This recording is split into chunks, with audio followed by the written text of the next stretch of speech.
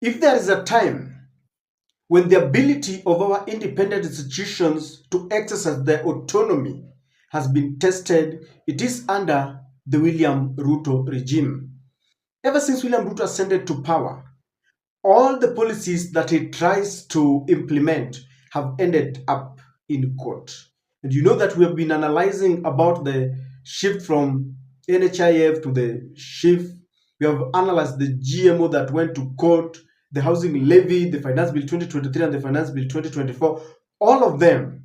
And I think the Attorney General under Ruto regime has got the most difficult work than all the other Attorney Generals, because some of these policies are outrightly very injurious to Kenyans, and they understand as much, but there's nothing the Attorney General can do.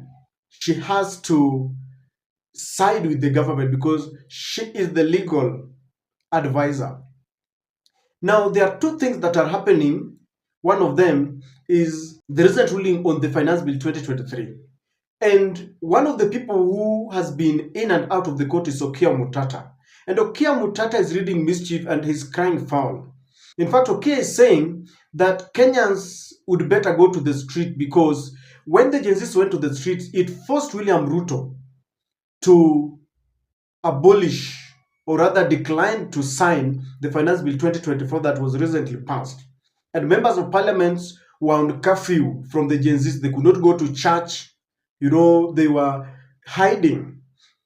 And Okia is saying that even the cabinet was dissolved courtesy of the demonstrations and protests. And Okia is saying that it was better than him trying to look for legal redress in court than everything that he knew very well that the judges will look at holistically and give Kenyans the right. The judges thwarted everything and gave William Ruto whatever he wanted.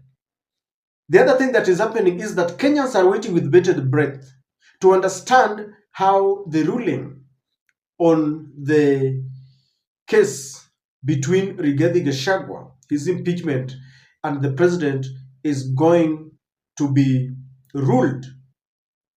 And from the way things are looking, ladies and gentlemen, it is not going to be palatable to Rigathi Gachagua. But first of all, let us listen to Okia Mutata. Finance Bill 2024, you know what happened. Rejection on the streets, eventually it was withdrawn.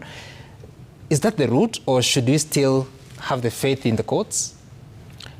It's a dicey question, because reading this judgment, there was a question whereby whether you can challenge policy decisions in the courts.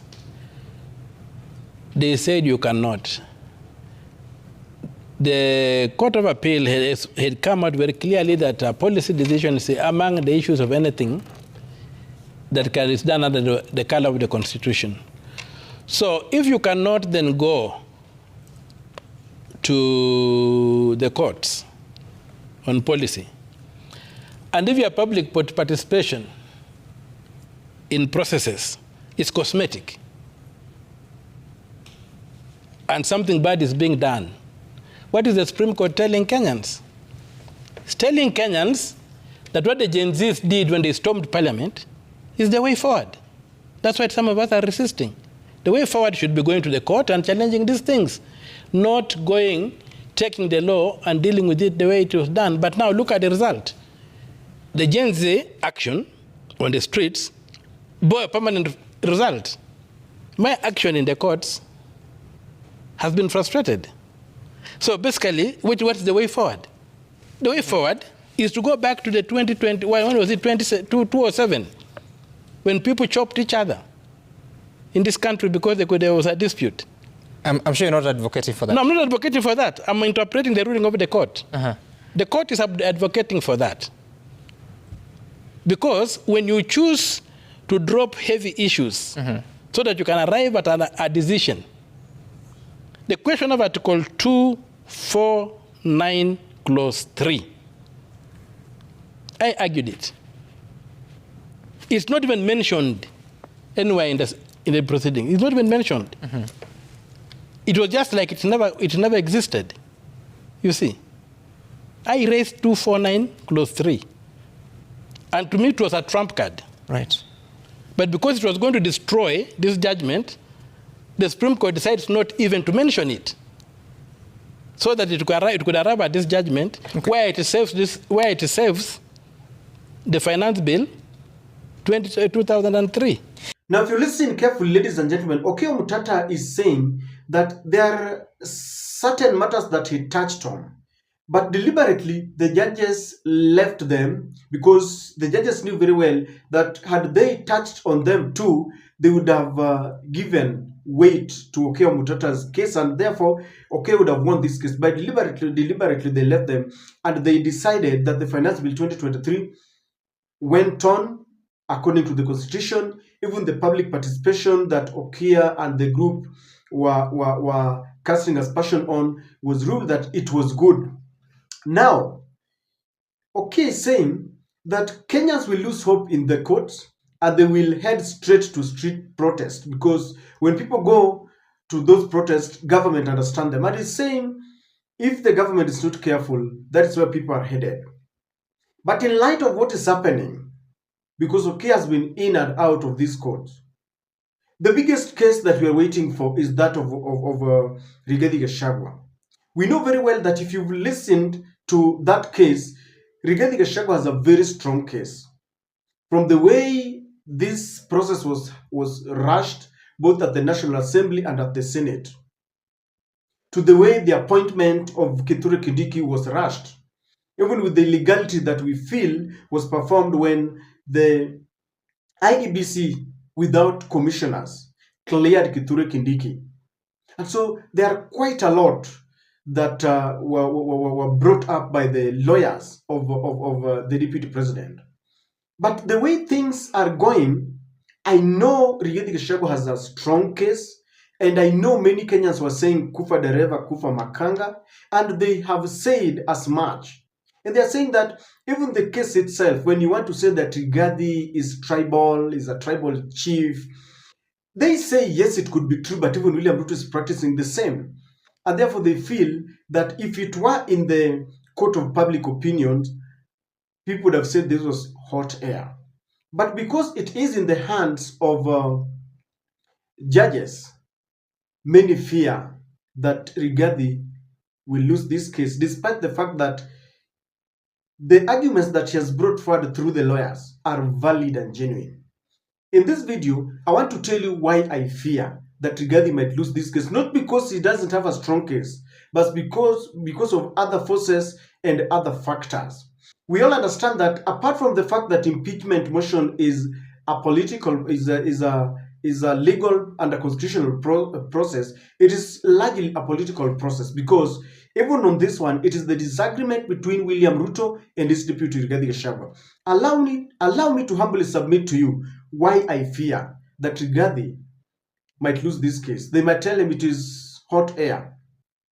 I'm not saying that is how the ruling is going to be, but I have my fears. So allow me to give you the reasons. And before we do that, please subscribe to our channel if you're watching for the first time. Click the notification bell. Kindly give this video many likes to help us, grow. And to all our subscribers, thank you very much for your support. Ladies and gentlemen, the number one reason, without much ado, is the fact that our courts are being ordered. They are never independent. They take orders from the executive arm of the government, from William Samoei Ruto. And that's why Okia Mutata is also crying, and he says that we better go to the street rather than going to our courts. So with that, and because you've seen, William Ruto has won every case that he has taken to the courts. In my earlier video, I had told you that look at GMO, look at housing levy, look at the NHIF shift, look at the LGBTQ, look at everything that he has gone to court with, he has won. What tells you that this one is going to be different? That's why we fear, because there is a close relationship between, especially the upper court and William Samoei Ruto. So with that, I believe that when something is close to Ruto's heart and he has decided he wants it, the judiciary will always give him. On this one, William Ruto does not want Rigathi Gachagua to be reinstated. That is why he has frustrated him. He took away, he withdrew the security Of course, some of them were later reinstated. The employees to the office of the deputy president were forced on compulsory leave. And you know the kind of frustration that has been happening. So Ruto does not want Rigathi Gachagua back. And the judiciary will help him to achieve that. Number two, I have seen the three judgments that are listening to this case overruling the lawyers of Rigathi Gachagua led by Senior Counsel Paul Muto on two occasions. Number one was when they challenged the authority of the Deputy Chief Justice to constitute the three judgments to listen to this case. And they said that the Deputy Chief Justice has got no mandate. They said that is the prerogative of the Chief Justice herself. But when the judges retreated, they looked at everything and they said that the Deputy Chief Justice has got every mandate to constitute that bench.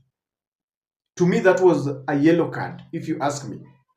And then they also questioned that this bench, for example, is closely related to the president who is party to this case, because they're saying that one of the judges has his wife appointed in one of the ministries, and they said that the CS works on behalf of William Ruto, and therefore if the wife or a spouse is given a job, then there's a likelihood that the judge will rule to favor William Samoei Ruto.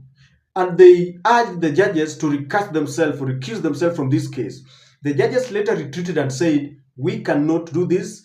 We are not going to be biased. We have to discharge our mandate according to the constitution. They overruled Rigathi Gachagua lawyers. In fact, Rigathi Gachagua lawyers went and appealed against the Deputy Chief Justice ruling, and they said they are dissatisfied.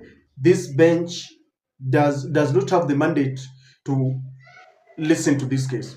So with that, ladies and gentlemen, even though Rigathi has got a strong case, the indication is they might not really give a verdict that will favor him. You also understand that with all these complaints, they have cast aspersion on the fairness of the case. And these judges, they have created a kind of enmity. And these judges already, they are listening to this case and they know that Rigathi does not trust them. That might tilt this ruling. And that's why I'm telling you that I fear that despite the fact that he's got a strong case, he might lose it. Remember, Rigathi Gachagua has a case, and the people whom he is facing are lawyers from the Senate, lawyers from the National Assembly, lawyers from the President, and even lawyers from the Attorney General's office. So it is not going to be very easy for him. If you ask me, I would really wish that he gets reinstated. They work together because this was a marriage that they started together. But as things go, as the way things transpire, I believe that he might not get his way. And Okia Mutata is just saying one thing: we are better off in the streets, because the government understands the language of the streets.